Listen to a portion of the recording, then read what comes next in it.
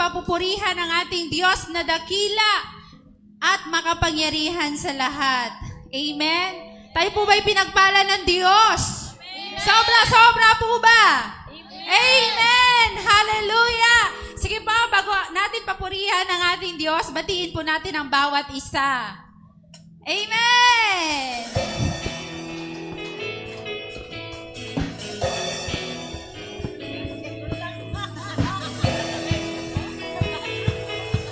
Nagagalak po ang aming mga puso na nandirito tayo sa tahanan ng Diyos. Hallelujah!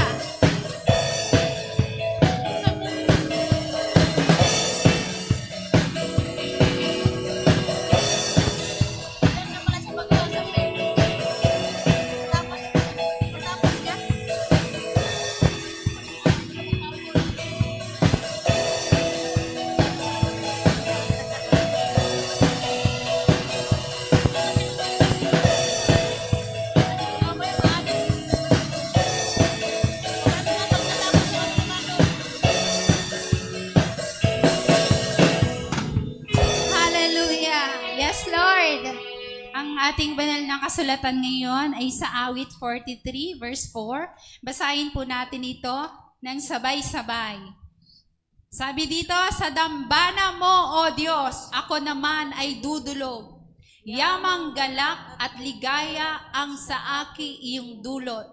Sa saliw ng aking alpay, magpupuri akong lubos. Buong lugod, naaawit ako sa Diyos na aking Diyos. Amen! Hallelujah! Kaya pupurihin natin ang ating Diyos na makapangyarihan sa lahat, dakila sa lahat, at siya ay totoo at tapat na ating Diyos. Amen? Kaya pupunuin ng ating Panginoon ang ating mga puso ng kagalakan, ng kapayapaan, sa pamamagitan ng banal na Espiritu. Kaya ngayong oras na ito, i-welcome po natin ang banal na Espiritu sapagkat hiwalay sa Kanya, wala tayong magagawa. Hallelujah! Tayo'y manalangin. O aming Diyos, na dakila, banal at makapangyarihan sa lahat. Nandirito kami, Panginoon, muli nagpapakumbaba at nagpapasakop sa iyong pangalan, sa iyong kapangyarihan, at sa iyong presensya. Ikaw ang aming pinakananais, Panginoon, sapagkat alam namin, O God, na hiwalay sa iyo, tunay na wala kaming magagawa. Kaya we acknowledge your presence, Lord. We appreciate you, Holy Spirit, right now. Ikaw ang aming kailangan, ikaw ang aming tulong. Ang nais namin, Panginoon, ay maparangalan ka, maitaas ka at madakila. Maluwalhati ang iyong dakilang pangalan sa oras na ito. At hayaan mo, Panginoon, ang bawat isa na punong-puno ng kagalakan at pasasalamat sa iyong pangalan, O God. Lord, ipuin mo ang bawat isa, mangusap ka at kumilos ka sa bawat isa. Tunay nga, Panginoon, na ikaw ang aming tunay na Diyos, makapangyarihan sa lahat. Hallelujah. Let's welcome the Holy Spirit. Hallelujah. We welcome you, Holy Spirit. We welcome you. Ano pang desire ng puso natin sa oras na ito? Pasasalamat sa Kanya sa mga nagdaang oras, nagdaang araw, nagdaang linggo, anumang pagsubok na hinarap natin, naririyan ang banal na Espiritu upang tulungan tayo. Ang ating Ama na siyang tutulong sa atin. Hallelujah.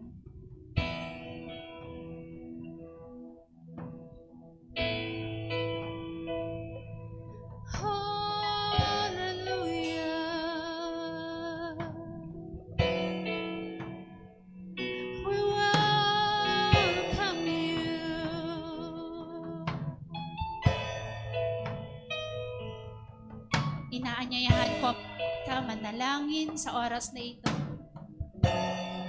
Kausapin natin ang ating Diyos.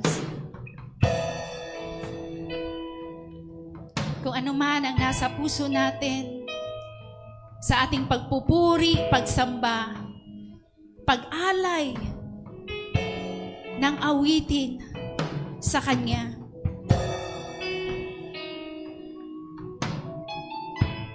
Ano man ang nasa isipan nyo ngayon, nasa puso nyo ngayon, idulog natin ito sa ating Panginoon. Hallelujah! Lumapit tayo sa Panginoon. Maging sa mga kabigatan ng ating mga puso, lumapit tayo sa Panginoon. Hirap ng ating mga damdamin, mga pasanin, lumapit tayo sa Panginoon. Bibigyan tayo ng kagalakan sa ating mga puso, katugunan ng ating mga panalangin. Hallelujah! Bago natin papurihan ang ating Diyos na buhay, totoo at tapat, lumapit tayo sa Kanya.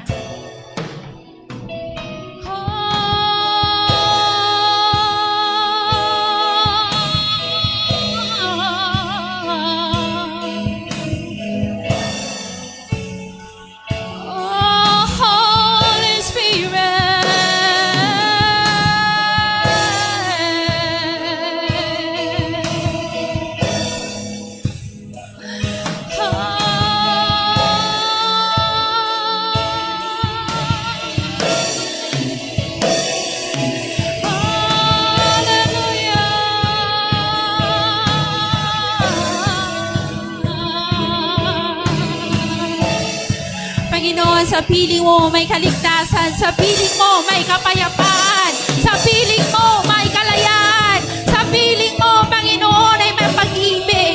Ikaw ang aming Diyos na mga pangyarihan sa lahat, at kayang-kaya mong gawin, Panginoon, ano mang pinagdadaanan ng bawat isa. Ikaw ang aming tulong. Hallelujah! Hallelujah! We worship you, Lord. We worship you, Lord.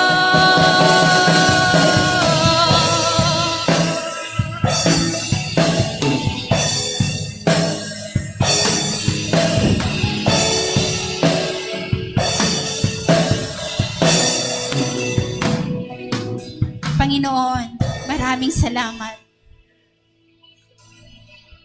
Maraming salamat sa iyo that you change the atmosphere in this place. And we pray, manifest your glory in this place, O God. Ikaw ang aming tunay na Diyos. At kayang-kaya mong gawin, Panginoon, ang mga imposible ay nagiging posible. Dahil ikaw, O Diyos, ang aming tunay na Diyos at makapangyarihan sa lahat. Pinapupurihan ka namin, O Diyos, at pinapasalamatan sa oras na ito. Salamat po, Ama. Salamat, O Jesus. Salamat, Banal na Espiritu. Sa pangalan ni Jesus. Amen. And amen. Ating purihin ang ating Diyos na buhay. Hallelujah. Yes, Lord. Salamat sa kagalakan. Salamat sa kapayapaan. Salamat sa kalayaan, Panginoon, na magpuri sa iyo. Hallelujah! Taas natin ang ating mga tinig sa ating Diyos.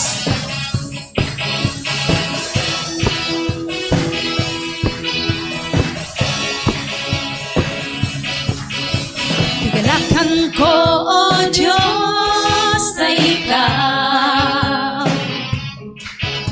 Sa presensya mo'y kalakasan ko'y umaapaw. Kahit na may problema, ay kayang-kaya ko. Sa gitna ng pagsubok, ako ay sasamba. Magpupuri sa'yo. Kagalakan ko, O Diyos, sa ikaw. Sa presensya mo'y kalakasan ko'y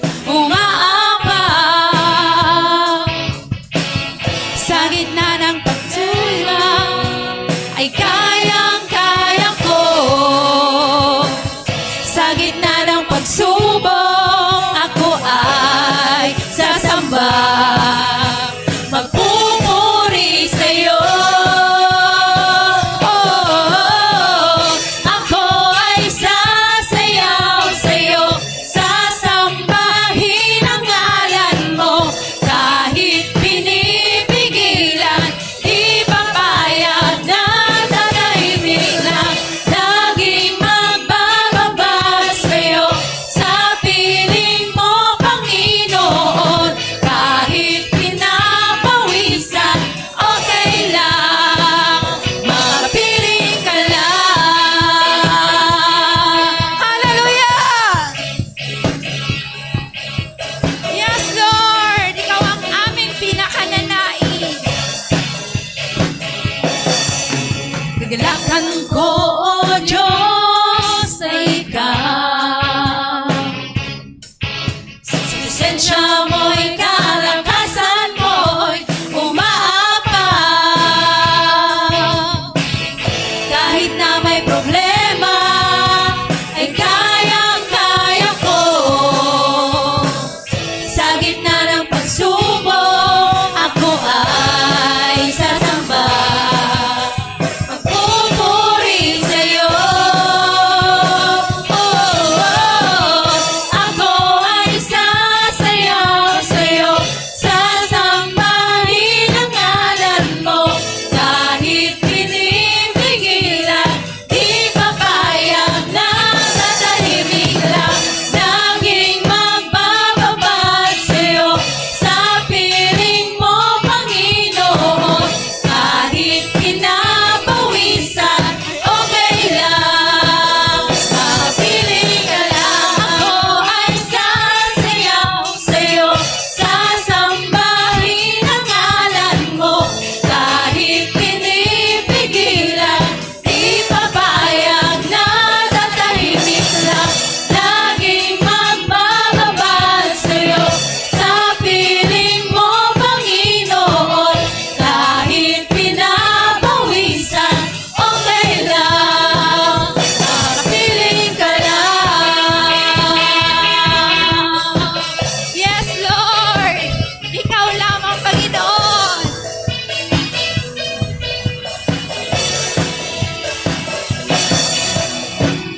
Kahit na may problema, ay kayang-kaya ko. Sa gitna ng pagsubok, ako ay sasamba, magpupuri sa'yo. Ako ay sasayaw sa'yo, sasambahin ang ngalan mo. Kahit pinipigilan, di papayag na tatahimik lang.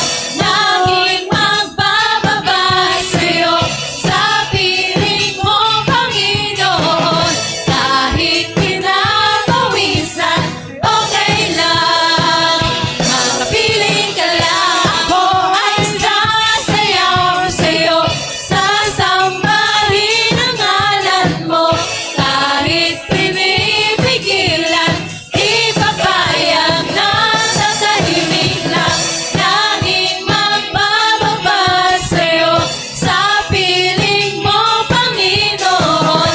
Kahit pinapawisan, okay lang, makapiling ka lang. Okay lang, makapiling ka lang. Okay lang, makapiling ka lang. Hallelujah! Yes, Lord! Yes, Lord. Hallelujah. Hallelujah, Lord.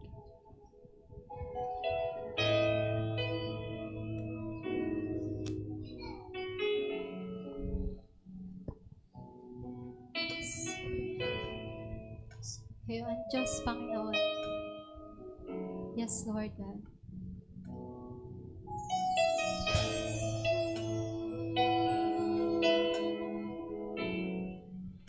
Kami ay magbababad sa inyo, Panginoon.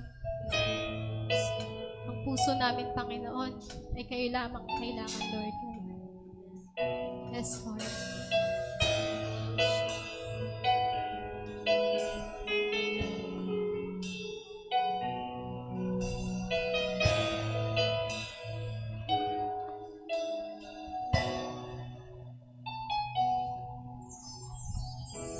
Mayroon lamang ako sa libong buhay, hindi pagkakait lahat sa'yo'y ibibigay. Gayon pa man sa'kin, nag-iisang taglay, ilalaan bawat saglit upang ibigin ka nang walang humpay.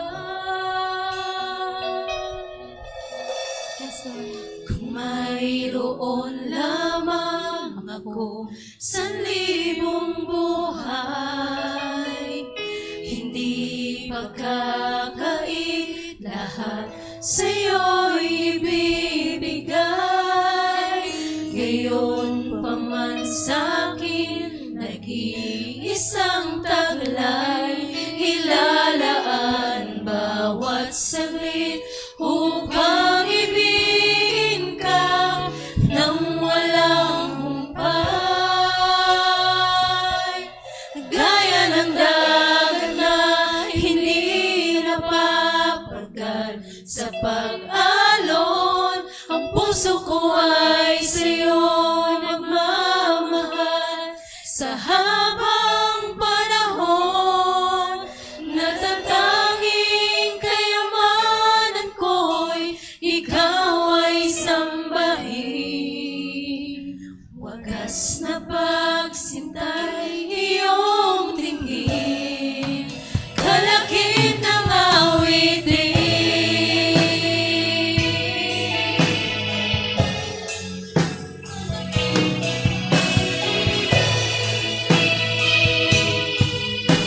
Mayroon. Mayroon lamang ako sa libong buhay,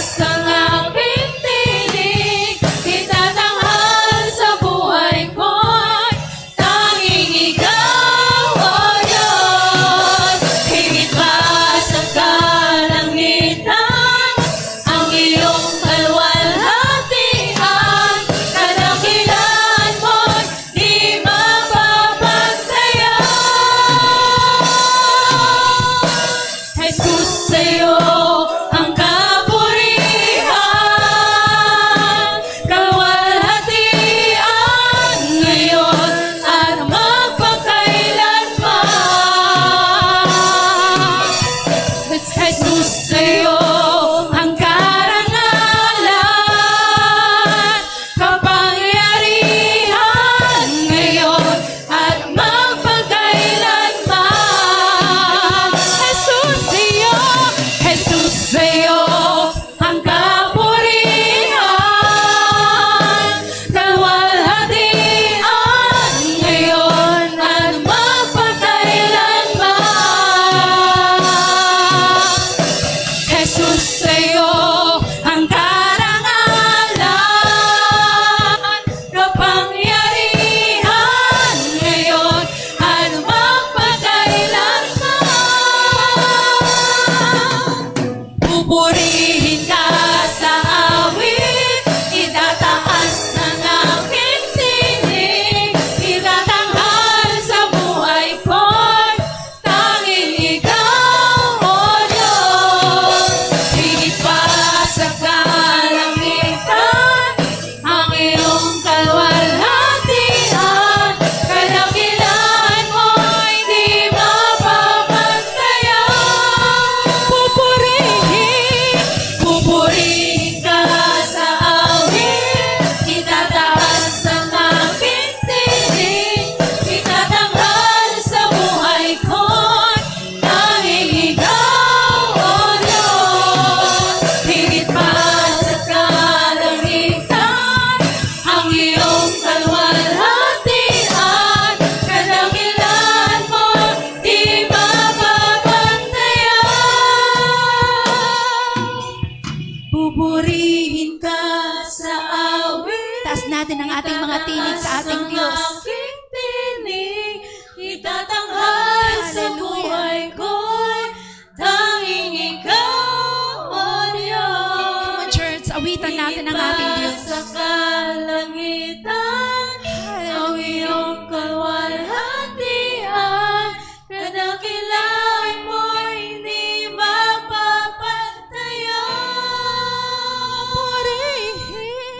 Pupurihin ka sa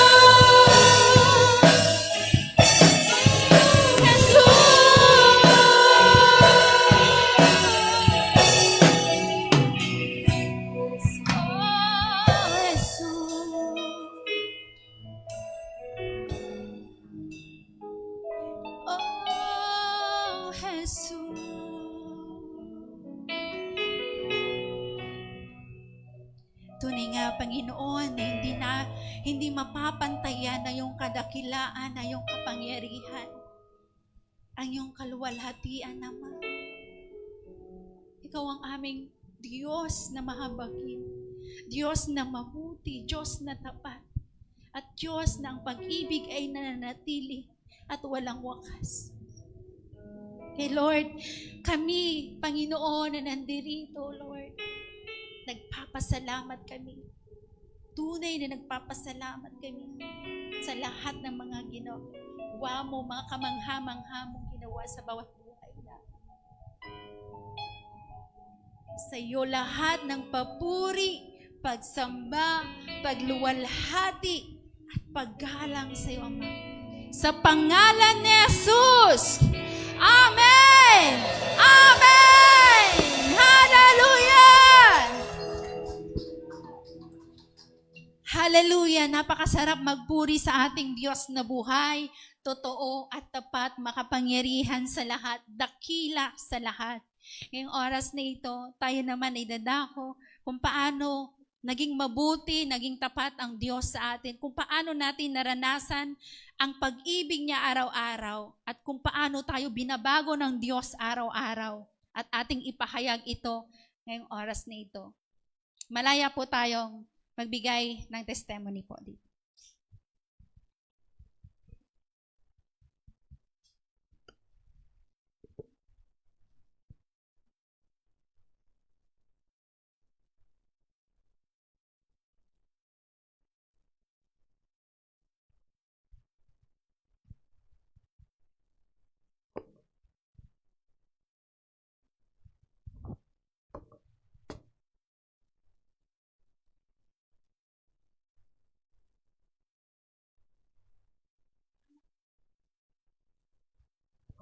Ayan, magandang gabi.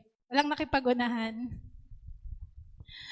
Gusto ko po magpasalamat sa Panginoon.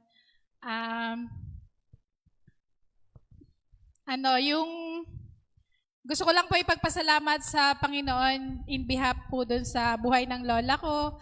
Nag-celebrate po siya ng 86th birthday noong Friday.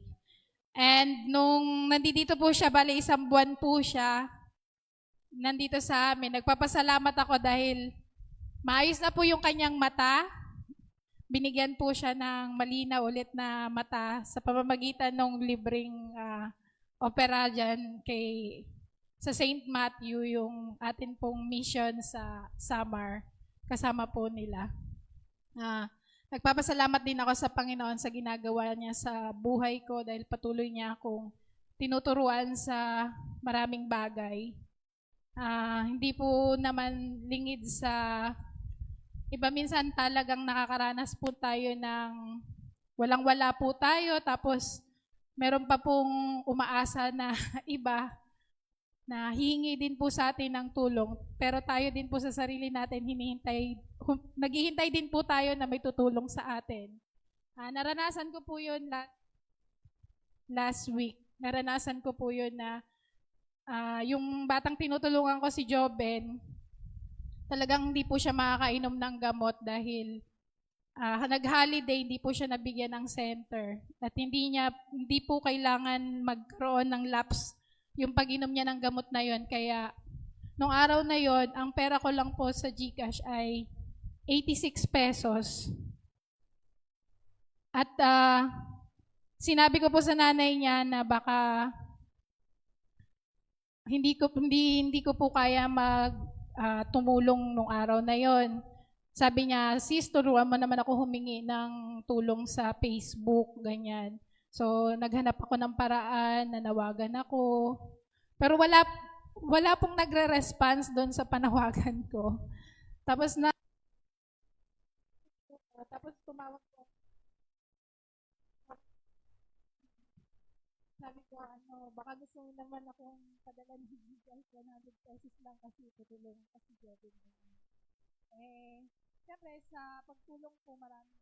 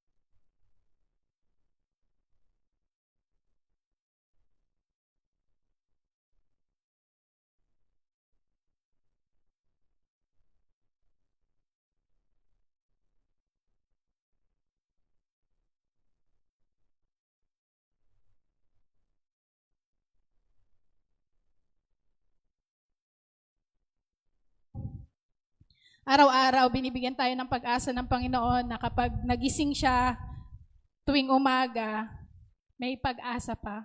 Kahapon nag-post yung nanay niya, nagsimba sila nung Sunday at sinasabi niya doon sa post niya, nagpapasalamat siya sa Panginoon dahil yung araw kahapon ay hindi lumobo yung tiyan ni Joben. May himala na ginawa ang Panginoon. Yun ang sabi niya sa post. Kaya nagpupuri ako at nagpapasalamat sa Panginoon. Sa Kanya lang ang lahat ng papuri.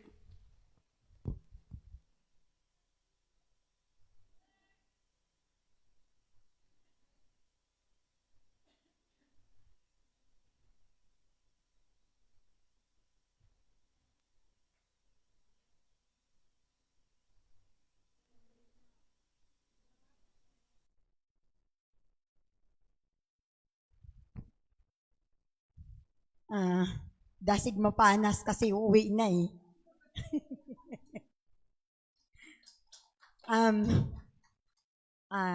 Nagpapasalamat ako sa Lord sa kanyang ginawang kabutihan sa amin. Kasi, buong akala ko, 2 check-up pa. Salamat sa Panginoon kasi yun na yung check-up namin yung kahapon. Kahapon. Salamat sa Lord kasi di ko ini-expect na uwi na kami sa kung anong kalooban ni Lord. Pasalamat po sa Panginoon kasi sabi ng anak ko, Mama, ibig sana ni Ma'am Sam, yung amo niya, na makipagkita muna sa inyo, makilala man lang kayo. Siguro hindi kalooban ni Lord na magkita kami. Pero ikinalungkot ko yun kasi doon pa lang sa bahay, sabi ng amo ng anak ko, kung maaari sana, gusto ko talaga na makita si mama mo. Kung kalooban ni Lord na kasi mga Christian din yun eh, yung amo ng anak ko. Pero hindi pa siguro sa ngayon, umaasa pa rin ako na balang araw magkikita din kami niyan sa tulong ni Lord.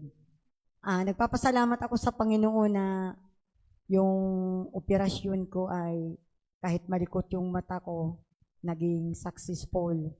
Kahit sabihin na hindi na yung paningin ko, hindi gaanong klarado, nagpapasalamat ako sa Panginoon na inalis yung aking katarata. Tunay na ang Diyos napakabuti kasi hindi na kailangan na pa ako ng patulugin pa ako magbabayad ng 10,000. Yung operahan ako ng 18 ng May, agad, hindi natuloy, nag-pray ako sa Lord, agad na nag-reveal si Lord na hindi na ako kailangan makatulog ng magbabayad ng 10,000 para maoperahan ako. Alam ko,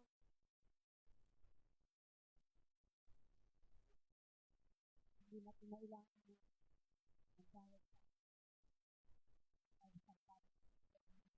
sa Panginoon kasi kung hindi maaalis yung aking katarata, baka hindi na ako makapagpatuloy mag-church kasi siyempre hindi na ako makakakita. Pero sa kabutihan ng Diyos, ibinigay niya sa akin yung kagalingan ng aking karamdaman sa mata. Salamat sa Panginoon kasi may mga pagsubok man pero mayroon din mga blessing na binibigay sa akin ni Lord. Sa aming pamilya, salamat sa Panginoon. Even ang mga grasya ang aming natatanggap galing sa Panginoon. Glory to God kasi alam ko nandyan lang siya. Hindi kami pababayaan ng Panginoon. Salamat sa Panginoon kasi alam ko hindi kami pababayaan ng pamasahi. May gagawin si Lord. Thank you. Nangihinayang ako na hindi kami magkikita ni Ma'am Sam, yung amo ng anak ko, pero kung sa akin lang nalulungkot ako, pero nasisiyahin ako sa ginawa ni Lord sa amin. Glory to God.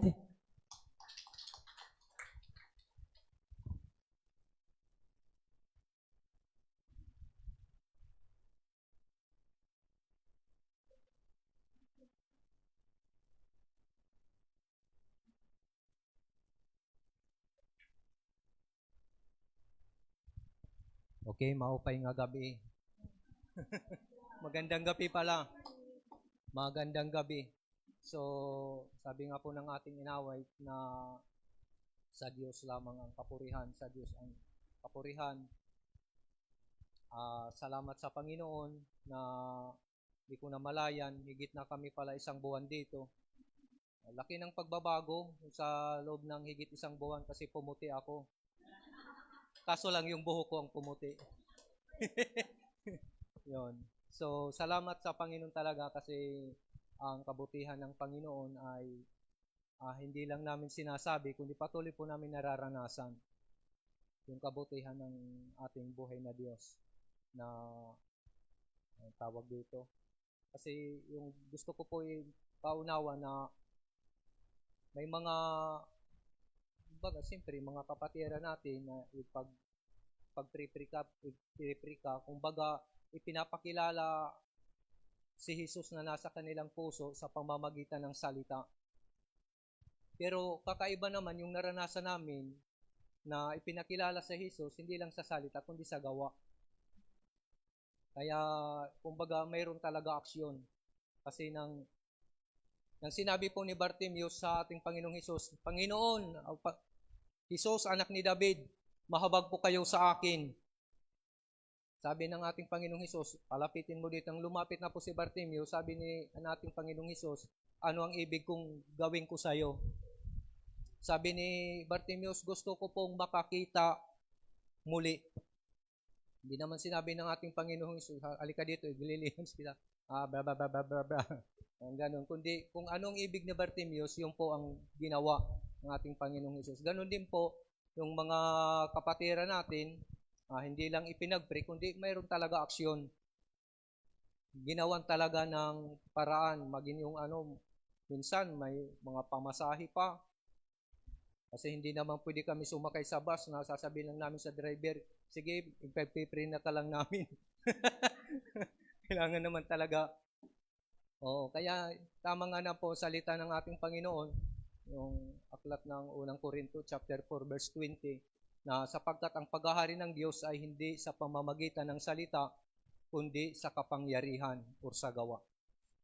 Kaya kung ano yung Kristo na nasa inyong puso, ipinakilala po ninyo sa pamamagitan po ng gawa. Although nag-pray po kayo, hindi ko naman yung tinatanggihan. Mahalaga po yung prayer, ngunit may kasama pong gawa. Kaya sabi ko po kanina, yung kabutihan ng ating Diyos, hindi lang po namin sinasabi, kundi yung kabutihan ng ating Diyos ay patuloy po namin nararanasan. Kaya babalik po, ito na, masayang tagpo na. Kaya babalik na, antay na lang namin ang pag-uwi na lang, ang kulang. Kaya yun na masaya na kasi nung pumunta kami dito, mahilig naman ako magbiro. Sabi ko nang pumunta kami dito, kaunti lang aming kita. Parang negosyante Kaunti lang yung aming kita pero babalik kami, malaki na ang kita. Kasi ang iba sa amin, sa totoo lang, sabi ko nga po nang nagbibiyahe kami dito, tingnan mo yung yung volcano ba doon sa Albay. Nakakalungkot, hindi naman nila nakikita. Kaya kung lolobin lang ng Panginoon na, kasi pag uwi namin, hindi naman dadaan doon kaso gabi na di na makita. Kaya sabi ko po, nang pumunta dito, kaunti ang kita, babalik na, malaki na talaga ang kita. Yan, makikita na yung malalayo.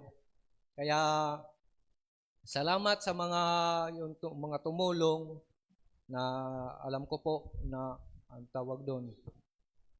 Na hindi po kami kinulangan, ganoon din po kayo, hindi po nagkulang ang ating buhay na Diyos.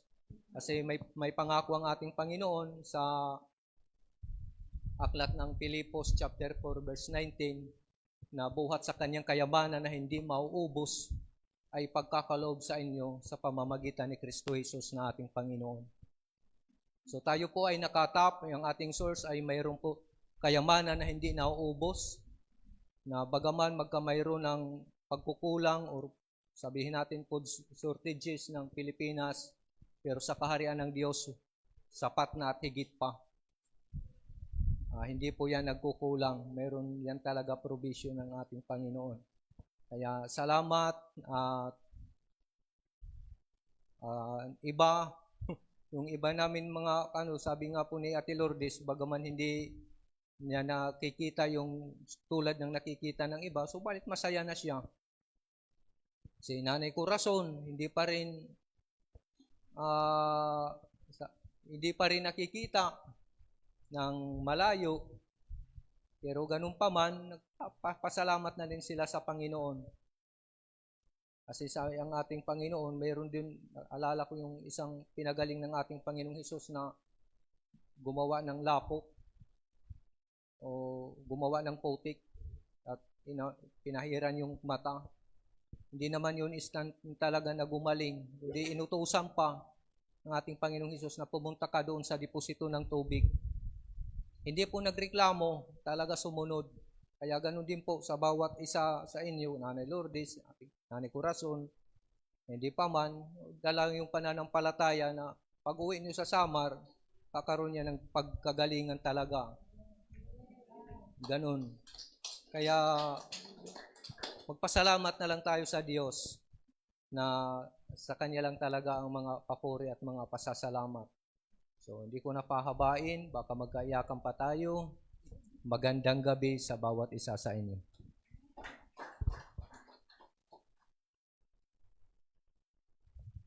Magandang gabi po sa ating lahat po. No? Nais ko pong pasalamatan ng Panginoon sa kabutihan niya. Nung nagdaang Friday, naganap yung aming pagkasama sa lahat ng kapatiran sa bahagi ng ushering.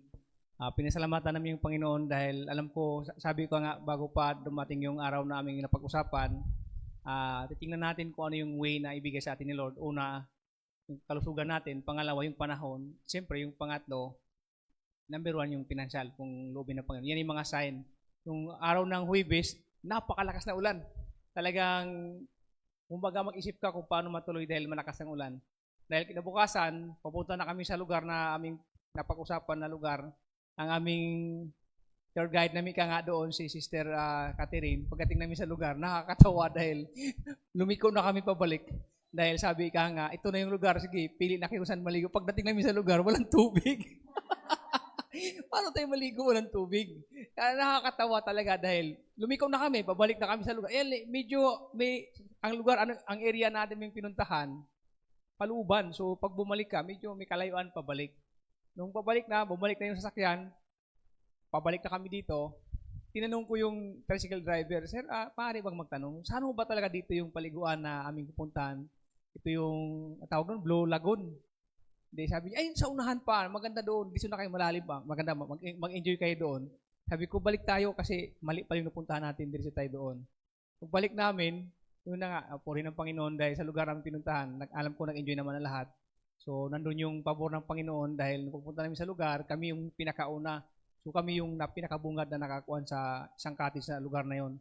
At medyo naka-enjoy talaga dahil bukod na malinis ang lugar, napakalalim pa yung tapos mayroong silang mga life jacket at mayroon isang salbabida na pinarintahan. So, doon ang buong team, puri ng Panginoon dahil siya nagbigay talaga ng pagkakataon na magkaroon kami ng pag-uusap sa buong team ng ushering, nagkaroon kami ng evaluation, lahat ng aming napag-usapan, aming nasagawa doon.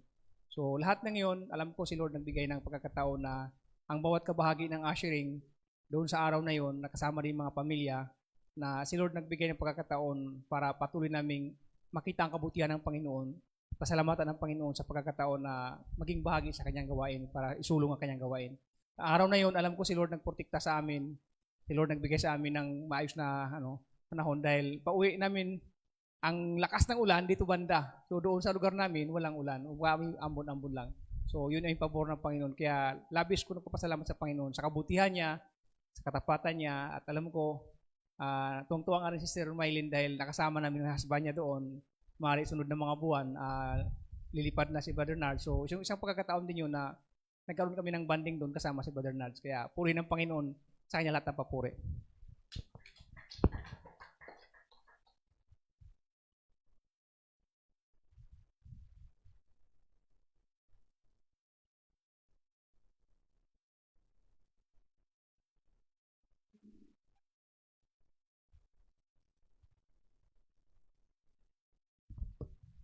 Sige po ako dito.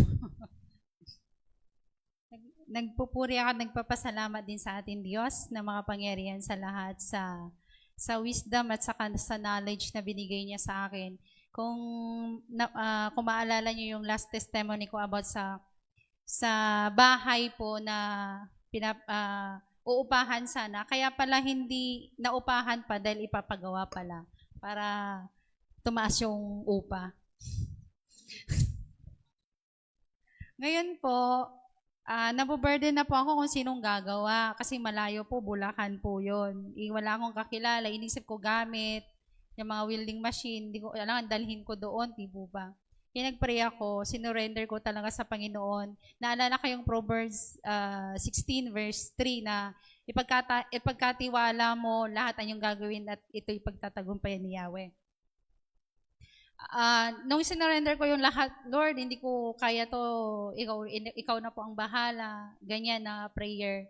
Tapos pagbisita ko doon, na may tao na nandoon sa bahay, kumukuha ng malunggay. Tapos nasabi ko lang na ganito, ganyan, ay may ano dito. Kaya salamat sa Panginoon kasi binigay niya kaagad yung kahilingan ko na may gagawa sa bahay na yon. Kaya ngayon, tapos na po, kaya lagi akong wala kasi po lagi po ako sa Bulacan. Kaya nagpupuri ako, nagpapasalamat sa Diyos dahil yung inaalala ko ay siya talaga ang tumulong sa akin. Kaya praise the Lord. Amen. Sige po, dadako po tayo sa isa pang uri ng pananambahan sa Panginoon, ay ang pagbibigay. Sige po, tayo po ay magbigay.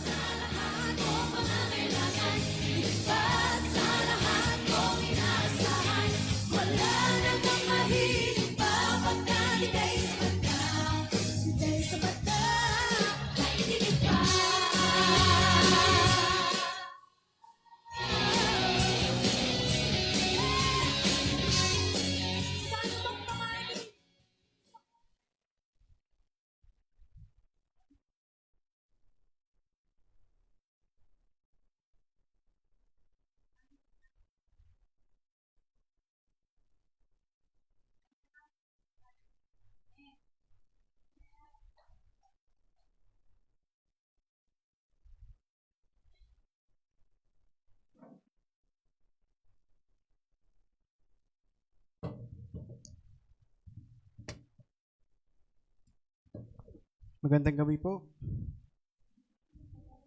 Purihin po ang Diyos sa gabing ito at nakasama natin kayo sa gawain niya. Yan. Sige po, dako tayo sa panalangin bago tayo magtungo sa pag-aaral ng salita ng Diyos. Aming Ama, kapangyarihan sa lahat, salamat po sa inyong pag-ibig sa araw na ito. Salamat po sa magandang panahon. Salamat sa lakas na pinagkaloob ninyo. Salamat sa araw nito na makakapagtipon po kami para ko kayo sambahin, pasalamatan, ipatotoo yung inyong katapatan, marinig ng mga kapatiran namin, yung aming mga testimony. Salamat na ito yung nagbibigay ng encouragement sa bawat isa. At salamat po na tatapusin namin itong gabi na ito na mangungusap po kayo sa amin. Gamitin niyo pong instrumento ang aking bibig para maipahayag po ang inyong kalooban. Sa pangalan ni Jesus, Amen. Yan. Alam niyo po, nahihiya talaga akong tumayo ng Wednesday. Kasi hindi po ako madalas nakaka-attend. Pero nung inassign tayo ni tatay, sabi ko, ang unang ang tinawag si Kuya Renz eh. Binaalala ko nun kay tatay, wag ako. Kasi alam ko sarili ko, hindi ako karapat-dapat. Gawa nga ng yung iba, marami naman dyan na pwede.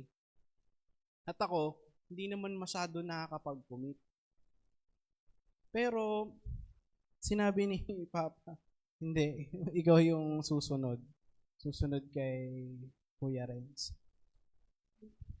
Ako yung nag-aaral ng salita ng Diyos at ginamit niya yung ganong kaisipan para mangusap sa gabing ito. Na maaari, ayun din yung pinagdadaanan ng iba. Merong tinatawag na delikadong kasunduan. Alam niyo po ba yung mga delikadong kasunduan? Yung mga harmful agreement. May mga pagkakataon na nagkakaroon tayo ng agreement sa kaaway na hindi natin siya minsan napapansin. At dahil dito, yung pagkilos po ng Diyos ay hindi natutuloy o kaya nahinto. Sa panahon natin ngayon, ang sarap magsalita ng maraming masasama. Lalo sa bansang to, grabe. Pag nakakapanood ka ng balita, gusto mong sabihin, ba't ba ako sinilang sa bansang to? Parang yun yung gustong magtulak sa dila natin, questionin kung talaga bang may pag-asa pa ba ang bansang ito? O kaya minsan sumusuko na lang yung iba na wala nang pag-asa to. Na hindi natin alam, meron tayong ginagawang agreement. Uma-agree tayo na yung bansa natin wala nang pag-asa. Sa bagay na yun, nirebuke din ako ng Panginoon. Ito'y sa bansa. May mga tao din naman na ang struggle nila yung kanilang tingin sa sarili. Na kulang yung, kumbaga parang hindi ka sapat, mahina ka, wala kang kakayanan, na minsan tinatanggap na lang natin yung bagay na yun. Nagkakaroon tayo ng agreement at nagiging harmful siya. Naalala ko nung bata ako. Sinasabihan ako, inaasar ako ng mga kalaro ko, pango. Dahil dyan, ang ginawa ko, may sipit. Kasi noon, sabi sa akin ng tatay ko, alam mo, kasi nung bata ka, ginaganon ko yung ilong mo, nagagalit ka. Na-realize ko nung medyo lumalaki, pangit pala ng pango, Kasi yun ang insulto, ibig sabihin, yun yung standard nila. Na ang pagiging matangos ang ilong, yun yung maganda, tapos i-accept ka nila pag maganda yung ilong mo. So ang ginawa ko, every night yan. Una, isang sipit lang. Nalagay ko yan sa ganyan. Tapos, naging dalawa na. Alam niyo, pagising ko sa umaga, nakabakat yung sipit sa ilong ko. Ganun yung karanasan ko po na kabataan ko. Harmful agreement talaga. Kasi masakit siya. Pagising mo sa umaga, namumula yung ilong ko. Wala naman masyadong nagbago. Diba? Masyado kong pinaglaban yung sinasabi nila na kailangan ko maging ganito ang itsura ko para tanggapin ako. May panahon noon na ang sarap kasi kumain. Naranasan namin yung tinding hirap. Kaya nung kami pinagpala ng Panginoon, simot ko talaga baski tutong sa kaldero namin. Pag pumapasok ako niyan sa school, ang inaasar nila sa akin, baboy.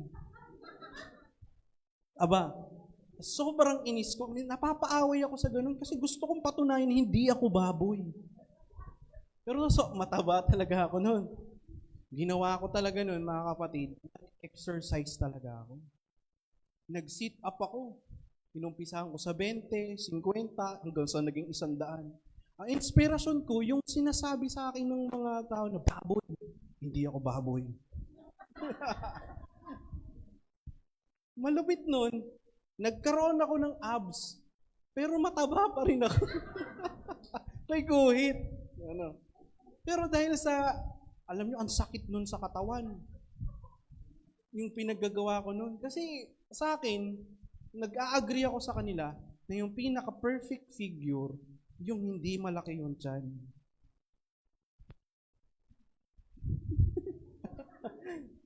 Yun yung tingin kong, yun ang maganda. Noon din, alam nyo, kaya importanteng yung mamili ka ng kasama, lalo yung mga kabataan. Kung sino yung sinasamahan mo, magiging ganun yung pag-iisip mo. Yung mga nakasama ko noon, puro kwentuhan nila, pagiging gangster, patungkol sa rap, pag-Harlem, pagiging hip-hop, pagmumura, na eventually, nagiging ganun na ako dahil sa way kong makisama sa kanila. Hindi ko napapansin, nagiging ganun na din ako. Nag-a-agree ako na yun yung magandang klase ng pamumuhay. Hindi ko alam na sinabi sa salita ng Diyos For God resists the proud and He gives grace to the humble. Mga kasama ko, puro mayayabang. Akala ko, ang pagiging mayabang ay magbubunga ng respeto sa kapwa. Pero kabaliktaran pala. Kaya meron talagang mga harmful agreement. Minsan nag-a-agree tayo, nakala natin tama. Lalo sa mga kabataan na konti pa lamang ang karanasan, minsan kung saan sila masaya kahit mali, yun yung kanilang sinusunod. Kasi yun yung akala wala namang harm na mangyayari. Sa panahon natin ngayon, napakahirap pag-usapan na ng gender. Ang church, we tolerate. Kung sa Galatians, sinabi doon na, sa Romans, sinabi doon ni Pablo, pinabayaan na lang ng Diyos yung mga taong ayaw makinig, kaya yung nakikipagsiping sa kapwa lalaki, kasi pinabayaan ayaw makinig. Ngayon, pag nakita mo yung social media, naku, grabe. Parang, ano nang nangyari sa kabataan ngayon?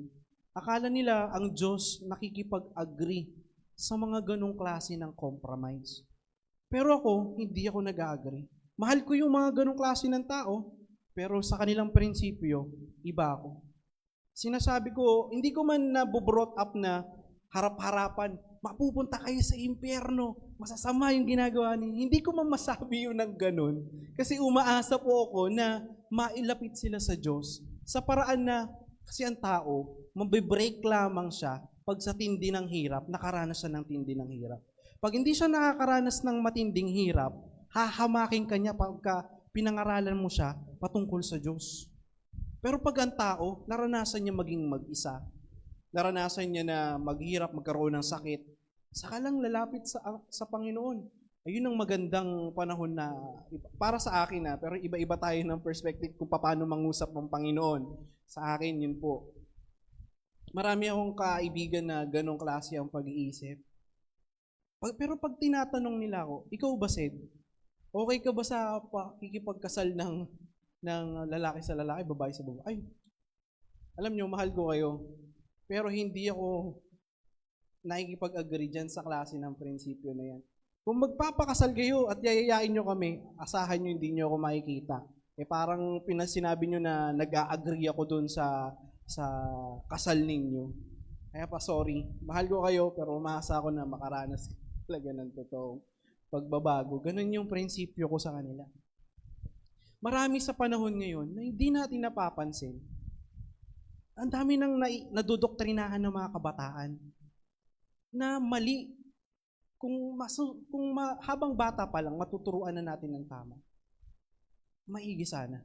Hindi tayo mahihirapan ngayon na abutin sila. Ngayon, talagang hamon sa mga sumunod na henerasyon ng mga Kristiyano. Paano abutin yung mga gantong klase ng tao.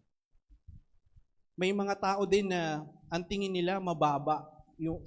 Tingin nila sa sarili nila mababa. Katulad ko, may mga tendency rin po ako may mga panahon na tingin ko sarili ko mababa.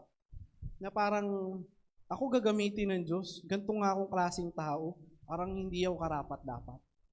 Pero meron siyang mga paalala na nagbibigay ng gabay na huwag kang humantong o huwag kang mag-agree sa mga ganyang klase ng bagay. Nung nakarang linggo rin po, meron pang gantong klase ng senaryo na harmful agreement. Pag tinanggap mo na sarili mo rin, wala kang pera. Wala ka talagang pera. Pero kung ang mindset mo, wala pa sa ngayon, magkakaroon pa lang. Lalo sa panahon ngayon, di ba grabe yung krisis na ating nararanasan? Ang sarap magsalita ng mga bagay na alam nating, totoo naman na nararanasan natin. Kaya minsan gusto natin siyang bigkasin. Pero pag binigkas natin siya, parang nag-a-agree tayo na mahirap tayo. Nag-a-agree tayo na parang sinabi natin na ang Diyos hindi kayang mag-provide. At pag minsan nahihirapan tayo, parang nag-a-agree tayo na parang against tayo sa word ng Lord na all things work together for good for those who love God and called according to His purpose and glory. Kaya delikado siya, mga kapatid. Kung hindi natin siya napapansin, naku, delikado. Alam niyo po kung sino nag-sermon sa akin na ito nung nakaraan. Kasi grabe yung krisis sa pamilya namin. Nung nakaraan taon, grabe yung biyaya ng Diyos. Pagpasok ng taon na to, pagdating ng February, grabe. Sobrang lagapak. Kung wala kaming emergency fund, hindi ko alam kung saan kami dadamputin. Kung hindi kami nakapag-ipon, hindi ko alam. Baka nahatak yung sasakyan, nahatak yung motor, may mga bagay na hindi namin napaghandaan kung hindi kami nakapag-ipon. At sa awa ng Diyos, wala yung awa niya. Naku po, grabe. Yung kapatid ko, si Johnny, na laging pinagpipray ng aking mga magulang, siya pa na nermon sa akin. Sabi niya sa akin, Kuya, huwag ka nga magsasabi ng wala kang pera. Siya ba nagsabi nun ah? Kaya ka walang pera kasi sinasabi mong wala kang pera. Sorry naman yun kasi yung totoo eh. Eh yun talaga mangyayari sa'yo. Siya pa nagpaalala, no? Kaya sabi ko sa sarili ko, o nga, no? Alam ko yung totoo na kung ano yung lumalabas sa bibig natin yun ang mangyayari. Kaya, tama nga, wala pa sa ngayon. Kumbaga, magkakaroon pa lang. Meron tayong pera, magkakaroon pa lang. Naalala nyo, kung babasahin natin ng Biblia, yung senaryo kung saan si Eva tinukso ni Satanas sa Genesis chapter 3 verse 1. Mababasa natin yan hanggang verse 21, yung story kung saan yung unang kasalanan nangyari. Si Satanas ay nakipag-usap kay Eva. Isa sa mga naging tanong niya kay Eva, yung pinagbawalan ng Diyos kumain si Adan at Eva ng prutas na nakakaalam ng mabuti at masama. Yun lang ang pinagbabawal. Pero yung kumain ng prutas na buhay na walang hanggan, pwede. Pero yung prutas na nakakaalam ng mabuti at masama, yun lang pinagbabawalan. Ngayon, isa doon sa mga sinabi ni Satanas sa kanya, totoo ba na sinabi yan ng Diyos sa iyo? Alam nyo, si Satanas, magaling siyang magbulong. At minsan, hindi mo alam binubulungan na, o minsan hindi natin alam nabubulungan na pala tayo. At may pagkakataon na nag-a-agree tayo sa mga bulong niya. Kung paano kumilos si Satanas kay Eva, maaring si Satanas, hindi yan nagpapahinga ha. Hindi yan nagpapahinga. At ang kanyang mga kampon, hahanap yan ng paraan para ikaw at ako, hindi niya na makita sa simbahan. Ikaw at ako, mawala doon sa pagkatawag ng Diyos. Kaya, kinumbinsi niya si Eva na ito yung kauna-unahang gaslighting. Alam niyo po yung gaslight? Yung kasinungalingan na sinabi, did really God say you must not eat from any tree in the garden? Yung questionin kung ano yung sinasabi ng Diyos. Katulad na banggit ko kanina, pag sa sobrang tindi ng kahirapan, minsan mapapatanong ka, ang Diyos ba talaga ay kayang mag-provide? Ang Diyos ba talaga ay parang all things work together for good ba talaga? Sobrang tindi ng hirap ko eh. Nagdadasal naman ako. Lagi naman ako sa simbahan. Ba't ganito pa rin yung sitwasyon na nararanasan? Pag nandun ka sa tindi ng hirap na yun, parang gusto mo na talagang sumuko eh. Mapalad yung iba kung hindi nyo to naranasan. Pero isang mga danas talaga yung tinding hirap, hindi mo alam kung saan kauhugot. Parang ang tagal ng sagot ng Diyos. Pero ganun yung trabaho ni Satanas. Questionin natin kung ano yung nasusulat sa salita niya. Magsasuggest siya na pagdudahan natin yung salita ng Diyos. Kaya maging maingat tayo sa mga lalabas sa ating bibig. Baka mamaya nag-a-agree na tayo sa mga sinasabi niya. Ang bibig ay napakamakapangyarihan. Kaya nga, napaka-interesting yung sinabi o nasusulat sa Job 26, verse 4. Sinabi doon, ito yung sinabi sa Job 26, verse 4. Sino kayang makikinig sa sinasabi mo? At sino bang espiritu ang nag-udyok na sabihin nito? May mga pagkakataon na kaya tayo nagagalit, may mga lumalabas sa ating masasama. Kasi may panahon na may nag-uudyok sa isipan natin, hindi natin namamalayan, nag-a-agree tayo doon. Kunyari, yung kapatid mo na yan, Sabihan mo yan ng masasakit na salita kasi walang kwenta talaga yan. Tapos, pag makikita mo, hindi nga naguhugas ng plato, lagi nakahilata, oo nga, no? Sige, agree tayo. Ikaw, wala ka talagang kwenta, lumayas ka na dito. Palamunin ka lang, ulo. Hanggat sa bumagsak yung espiritu ng tao na yon, sinong nagwagi? Ang nasa isip natin, magbabago siya pag sinabi natin yon. Pero ang kabaliktaran, sumama ang loob sa atin. Kaya nga may mga harmful agreement na kapag hindi natin na-discern, akala natin tama, tunog tama, pero pwedeng makaapekto at lalong magpalala ng sitwasyon. Kaya kailangan talaga nating manalangin. Nabigyan tayo ng Diyos ng tamang discernment nang makita natin kung ano yung kanyang kalooban at hindi kanyang kalooban. Meron ng isang psychiatrist. Itong psychiatrist na to ay si Elvin Semrad. Siya ay naging estudyante ito. Kilala na to ng mga teacher ni Sigmund Freud.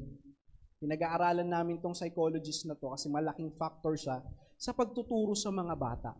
Sabi nung psychiatrist na to, itong professional psychiatrist na to, the greatest source of suffering ay yung mga kasinungalingan na tinatanggap mo sa sarili mo.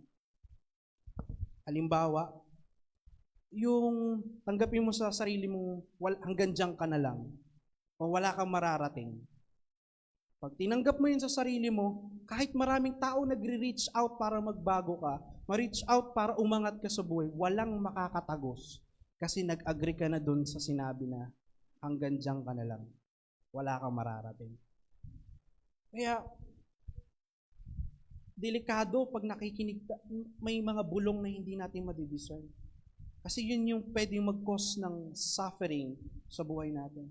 Lalo yung insecurity. Maraming tao akong kilala na very insecure, na takot silang makarinig ng negatibo sa kanilang kapwa. Kaya may tendency silang magsalita din sa iba nang hindi magaganda. Paano ba? May mga kilala ko, pinupunan nila yung itsura ng tao, pinupunan nila parang yung standard nila, inilalagay nila sa iba. Na sila lang ang nai-stress. Imbis na masaya kang naglalakad, nakikita mo yung magandang paligid, ang nakikita mo lahat mali. Ay, pangit tong suot to. Ay, pangit nung makeup. Hindi mo nakikita ang ganda ng puno, ang ganda ng panahon. Sarap maglakad. Ang nakikita mo, yung mga hindi magagandang bagay. O kaya makikita mo sarili mo, ala, dumihan yung puti kong sapatos. Marami tayong, delikado kasi ang insecurity. Kaya sa mga magpapamilya, importante na i-develop sa mga bata pag habang lumalaki sila, yung kumpiyansa. Kumpiyansa na nagmumula sa Diyos, mabuild yung kanilang yung sarili nila. Parinig man sila ng mga negatibo sa paligid nila, hindi sila basta-basta maapektuhan kasi alam nila yung totoo. Alam nila kung ano yung tama. Kaya importante yung pagpapalaki ng mga bata. Kaya nga malaking role ang simbahan sa mga kabataan. Kasi malaking sila kumbaga sila yung sasalo ng next generation. Kaya, yun, kapag naging tama yung ating paghubog sa mga kabataan, makikita mo na, kahit mawala ka, may kumpiyansa kang kaya nila.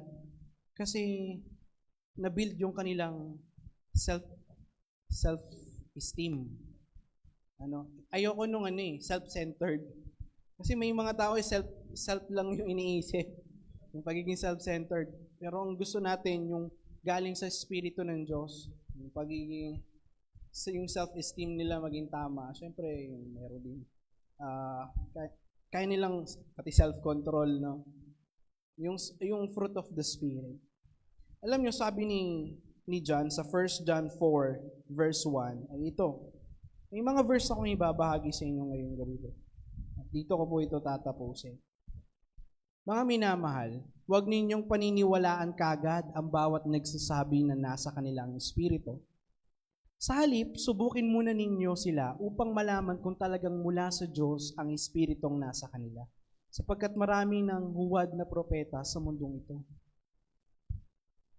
Maging maingat din tayo, masi sa loob ng simbahan o may mga tao na nagsasabing sila ay in line with the Spirit of God, na maaring ibaba yung confidence natin sa Diyos, yung tiwala natin sa Diyos.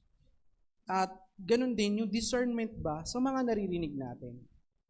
Kailangan talaga natin itong pakaingatan. Kaya nga, huwag basta-bastang maniniwala. Maniwala tayo kung ito ay nasa inline sa salita ng Diyos, nandito sa kanyang mga utos. Pero kung ito ay medyo tagilid sa sinasabi niya, kailangan natin maging mapanuri. Sa Proverbs 18:21, ito naman yung sinasabi ng pinakamatalinong naging hari sa kasaysayan ng Biblia, na ang buhay at kamatayan ay nasa dila, nakasalalay. Makikinabang ng bunga nito o ang dito ay nagmamahal. Kung mahal natin yung mga magagandang salita, magandang salita yung lumalabas sa ating bibig, aanihin yung magagandang bagay sa inyong buhay. Pero pag lahat ng lumalabas sa ating bibig ay negatibo, pangit, nakakawasak, nakakasira, aanihin din natin yun. Saan ka nakakita ng hindi man, kunyari, di ba, pagka dun sa kalsada o nanonood nga lang ako sa Facebook, pag yung isang tao, minura niya yung isa, mumurahin niya rin pabalik. Kumbaga, kung ano yung tinanim mo sa salita, aanihin mo, magkukos siya ng harm at magkakaroon ng away. Ganon din, pagka nagsasalita tayo ng magagandang bagay, tandaan natin, nagtatanim tayo. Kung nagsasabi tayo ng magandang bagay sa ating pamilya, sa loob ng tahanan, sa sitwasyon natin, tandaan natin, nagtatanim tayo. Kaya kung hindi natin nakikita yung maganda sa panahon na to, sa panahon ngayon, magtanim tayo ng magagandang bagay. Aanihin natin to in the future. Hindi man natin nakikita ngayon, pero naniniwala ako, pag naging tapat tayo sa salita ng Diyos, mangyayari kung ano yung kanyang kalooban. Sumunod dito, tandaan din natin sa John 10:10, ang kaaway ay dumating dito para magwasak. At kaya kailangan maging mindful tayo sa ating mga naririnig. Huwag tayo basta a-agree kung ito ay tunog maganda, pero eventually mapapahamak tayo. Dumarating ang magnanakaw para lamang magnakaw, pumatay at manira. Naparito ako upang ang tupa ay magkaroon ng buhay, ng isang buhay na masagana at ganap. Tanging sa piling lang ng Diyos o sa piling ng Panginoong Hesus, ang buhay ay magiging masagana at ganap. Last verse po natin ngayong gabi ay Philippians 4 verse 8. Philippians 4 verse 8. Naman maging paalala itong verse na ito bilang pagwakas ng pag-aaral natin ng salita ng Diyos. Philippians 4 verse 8.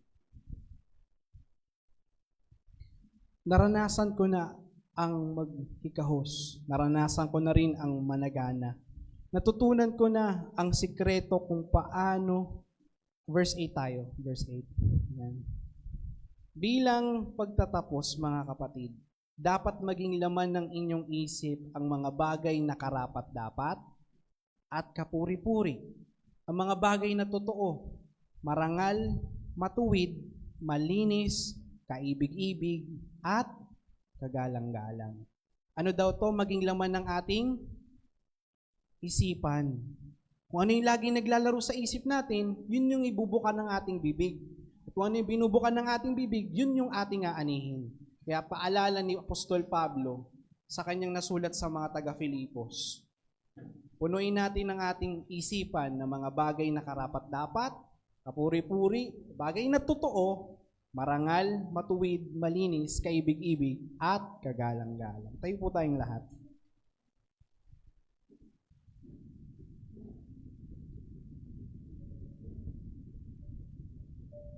Awitan po natin ang ating Panginoon bago po tayo magwakas. Hallelujah, Jesus.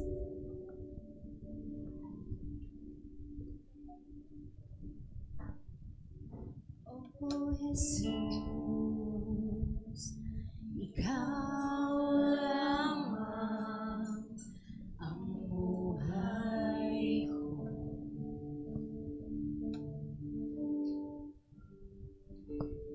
O Jesus, ikaw lamang ang buhay ko.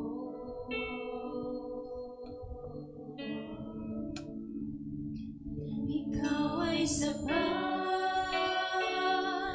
wala nang iba. Kaligayahan ko, kaganapan ko, Jesus. Ikaw ay sapat, wala nang iba. Kaligayahan ko, kaganapan ko, Jesus. Ikaw lamang, sa'yo lamang sumasamba, magpupuri, maglilingkod sa'yo. Ikaw ay tapat, sa'yo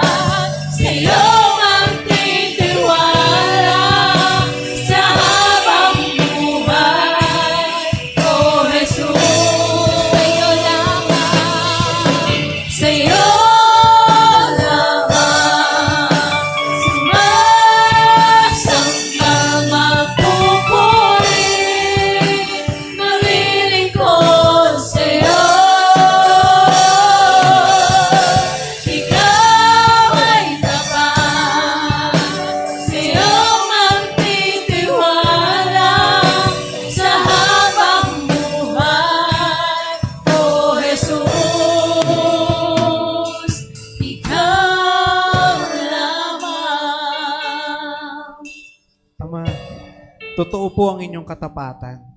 Ito'y nasusulat, ito'y naranasan ng aming mga kapatid sa mananampalataya simula pa noon. Tulungan niyo po kami na makita kung ano yung harmful sa aming pananampalataya. Tulungan niyo po kami makita o madistinguish kung ano yung bulong ng kaaway. Nang sa ganun, hindi namin siya sabayan sa pagsira sa aming sarili, sa aming kapaligiran, sa aming pamilya, sa aming trabaho, sa aming eskwelahan, saan man kami naroroon. Tulungan niyo po kami sa pamamagitan po ng inyong Espiritu na makita kung ano yung nilalaman ng aming puso.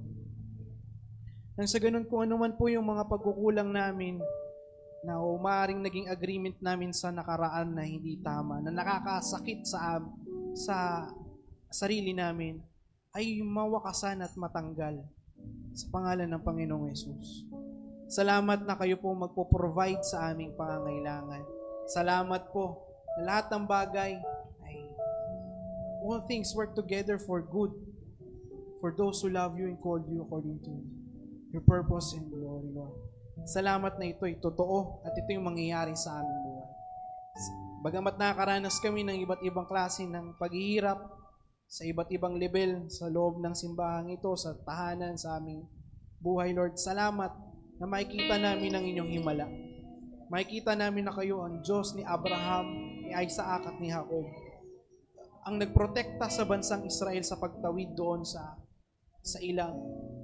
Salamat na sa panahon ito, dumada kami sa disyertong ito, pero mararanasan namin sa dulo yung magagandang pangako po ninyo na nag-aabang po sa akin. Mangyari nawa ang inyong kalooban at ang dalangin po namin sa pag-alis sa lugar na ito, kami patuloy ninyong samahan, maging papala sa aming tahanan, sa aming trabaho. Patuloy niyo po kaming bigyan ng lakas, ilayo sa sakit. Sa pangalan ng Panginoong Yesus, Amen.